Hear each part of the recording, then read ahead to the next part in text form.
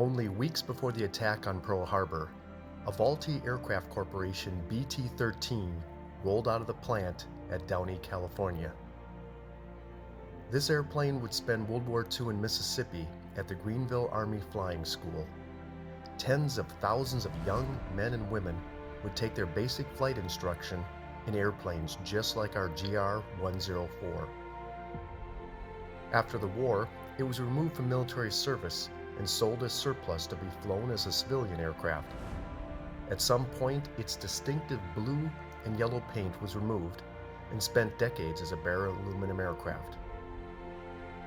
In 2017, the staff at the Minnesota wing of the Commemorative Air Force decided it was time to do a thorough midlife restoration of this aircraft and bring it back to its original World War II paint scheme.